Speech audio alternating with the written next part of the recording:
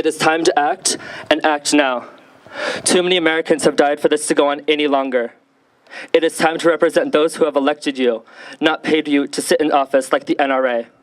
It is time to do your job, protect and defend the United States of America. We are not safe at schools. We are not safe at concerts. We are not safe at stadiums. And if you deny that, we challenge you to ask the families who lost their sons, mothers, fathers, friends, and daughters in Las Vegas, Orlando, Columbine, Sandy Hook, Aurora, and Parkland shootings. And the list could sadly go on. Well, for me, it's because also my mom's a teacher. She teaches 5th grade.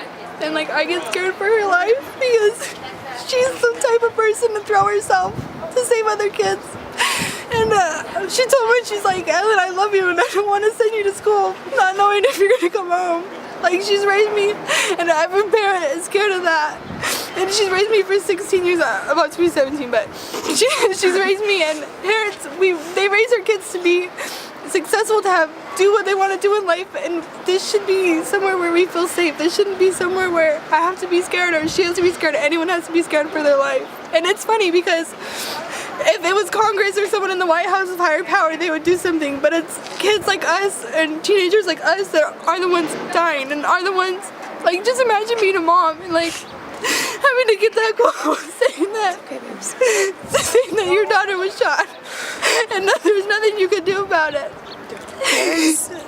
There's definitely a big injustice, kind of how, like she said, with if it was someone in Congress or if it was the president, they would get so much security, like Secret Service, everyone would be protecting them.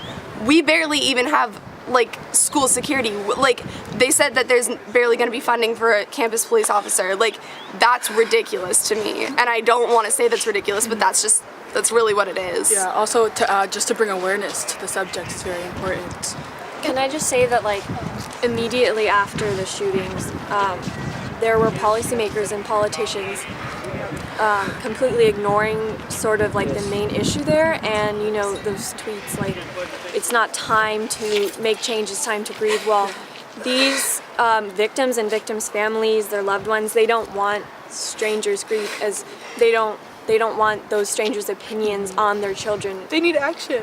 They didn't know them. They do need action. They need change, especially from these people in power that are not, I mean, they abuse their power, but also when they want to, they just don't use it at all. And we're the ones at stake. It's not them, it's us. It's us children that go to school to get our education. We're the ones dying. We're the ones losing our lives. And for the families and the parents, imagine just getting that call. Like, I just couldn't imagine it. Like, my mom or his mom, his dad, your parents, I couldn't. Just imagine putting yourself in those shoes to know that you sent your kid to get an education and then they're the ones dying. Your baby that you've raised, that you've loved, you've put everything into, all your effort and compassion into, and you lose that one thing that means everything. It's awful that they can't step into our shoes for 1 second and realize how we feel.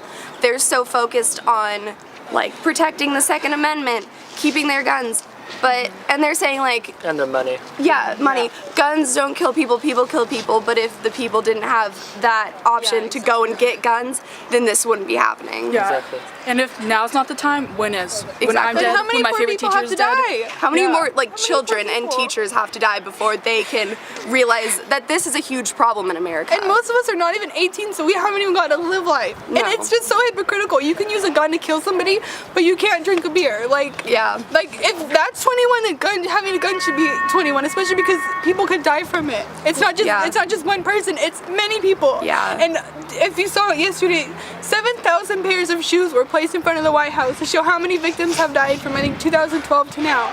7,000, like, that's pairs. That means 7,000 families and 7,000 friends had to go through that and had to feel what it feels like to lose someone at such a young age that probably means everything to them.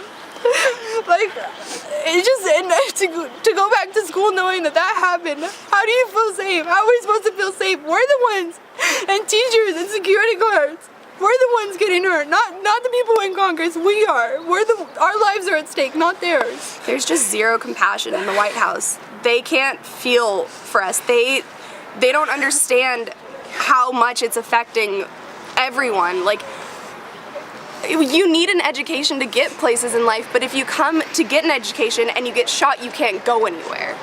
Or And- you fear coming to school. Right, right. If you're scared to come to school, you won't get a proper education. You can't get anywhere in life. It's, at this point, someone needs to do something, and the fact that like kids are standing up, that just means so much. And we're gonna keep doing it. Yeah. I don't care if we have to, we're gonna do it every time, and we're gonna do it, and it's gonna get bigger and bigger, and we're gonna spread the word, and we're tired of it. We're tired of being scared to come to school. We could be the last ones.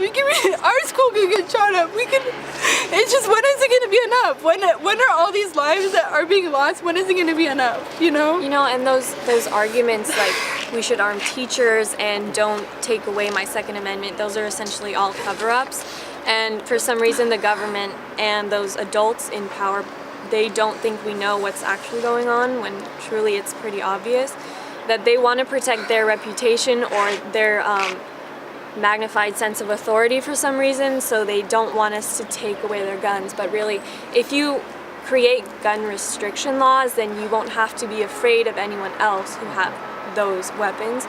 And also the money that they're funneling into their own profits, it's insane. Like, you would think people would have a little bit of compassion, like, we know what's going on, but they just blatantly cover it up and excuse it as something that they can't do, or this is a terrible event, yeah, but we're not going to do anything because you can't prevent people from killing others. And why are they putting more money into giving teachers guns? Why aren't we having police officers here to protect us? Why aren't we putting funding into mental health issues instead of taking rid of guns? Yes, mental health. That's a big part, yeah. Why can't they just understand? It's our lives. Like, I don't want to come to school being fear for my life. I'm here for my education. I'm here to get somewhere, just like as all these people are here for. We're not here to die. We're here to succeed in life, and I can't if I'm scared of turning the corner and being shot. Like, And that's what we hope to change too in 2018 next year, and 2020 and 2022,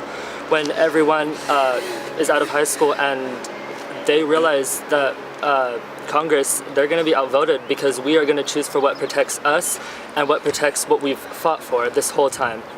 And that's the whole point of this walkout. It was to ensure that reform happens, because we're tired of it and we don't want our kids to go through any of what we've been going through, and the fear of going to school to learn, to get a good education, to get somewhere in life.